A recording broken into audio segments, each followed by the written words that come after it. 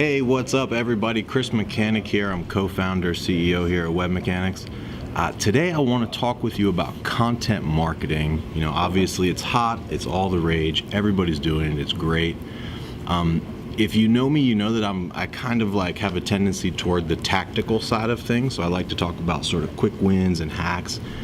With regard to content marketing, there's a lot of little quick wins and hacks that I could talk about, but I want to sort of gear more toward the strategy side of things today. So I've spoken with, dozens, hundreds, maybe even thousands of different organizations that are engaged in content marketing. They all say, hey, we should be creating content, we should be blogging, we should be writing, doing videos and such. And that's all well and good. That's fantastic. The problem is just the way that we're going about sort of what are we writing about? What are the topics? And the way that it typically works in most organizations is they have a meeting, a whole bunch of people get together into a room, and they say, okay, we got to be writing. What should we be writing about? And, some person says, hey, dandelions are hot. One of my clients just asked me about dandelions. Let's write about dandelions. And then another person's like, well, is that right? I mean, CNN just did a nice piece on tulips. I think tulips are really all the rage. And then a third person's like, it's got to be sunflowers, man. Sunflower seeds. And so what ends up happening usually is just kind of a decision by committee. And usually they'll create a piece on dandelions, a piece on tulips, and a piece on sunflowers. And it's all well and good, They'll get some traction and, some people will read them. But it's not nearly as effective as it could be. And so this method of choosing topics, which basically is based around just how do I feel, what do I think is going to be good, there's a lot of thoughts and feelings around it and not a lot of science. I call that blind blogging, just like blogging, with blinders on. So blind blogging is basically just, hey, what should we write about? Okay, let's write about these things. Now, the opposite of blind blogging is a framework that we've developed called Ninja Jedi blogging.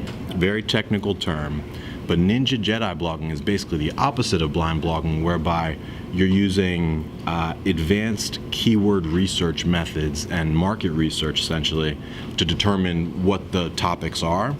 And then you go one level beyond that and you create topics around themes. So let me tell you what I mean. Keyword research, first of all, is near and dear to my heart. I think it's one of the most powerful things that marketers can do in general. And a lot of people will say, yeah, sure, we do keyword research, but really they just do like very surface level keyword research. If you don't know what keyword research is, there's a lot more in the guide that we're going to offer. But basically, if you do a Google search, just search for Keyword Planner or Google Keyword Tool. And you can basically go to this tool, it's free. You can put in a word such as dandelions and push enter. And this tool, made specifically by Google, will show you basically a whole bunch of variations of this keyword dandelions. And along with each keyword, it shows you specifically how many searches that keyword gets in a given month. And so you can see, okay, dandelion seeds gets 1,000 searches a month versus like how to plant your own dandelions gets like whatever 1,500 searches a month. So in that way you can determine the popularity of these different terms, which turn out to be topics. So first and foremost, do some keyword research, add some science to the process of selecting what it is that you're writing about. Second is you want to create content in themes. So as opposed to, say you're going to do one blog post a month, as opposed to creating one blog post about dandelions and then another blog post about tulips and a third blog post about sunflower seeds, what if you spent an entire month writing just about dandelions, but about different factors or different topics within dandelions? So blog post number 1 might be, what are dandelions? Blog post number 2 might be benefits and use cases of dandelions. Blog post number 3 might be how to plant your own dandelions. And then blog post number 4 might be like, advanced dandelion care tips for gardeners or whatever it is. I'm just making these things up. But if you do that, if you publish content in themes, what happens is instead of just having 4 content assets at the end of the day, you can take these 4 pieces and basically stitch them together to create an ebook or a white paper, It could be the script for a webinar that you feel like doing. It could be dripped out to your email newsletter subscribers to keep them warm. It could be used as landing pages in your paid campaigns. So all of a sudden, just because you've done these two, or just because you're creating these content and themes, now instead of just 4 content assets, you have a whole bunch of content assets. But really the science, the SEO science behind things, in that theming of content, like when Google or any of the search engines see that, hey, they're publishing heavily on dandelions, it sends a really strong jolt of relevancy to the search engines that says, hey, see this website right here? This is like very highly relevant about dandelions.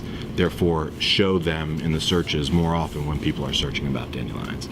So it's just these two very simple things. So if you're already creating content, if you're blogging, it doesn't take much extra effort to go from just pure blind blogging, which is what everybody's doing, which is gonna deliver some results, but just very incremental at best. It doesn't take much to go from blind blogging to go to Ninja Jedi blogging. It's just some keyword research to add some science, and then content theming to basically create more content assets and then send this really strong jolt of relevancy to search engines. So do those two things. There's a guide, probably left, right, up or down from this, that you can download for more details. I give a talk, like an extended talk on blind blogging, which you'll find the slides within that guide.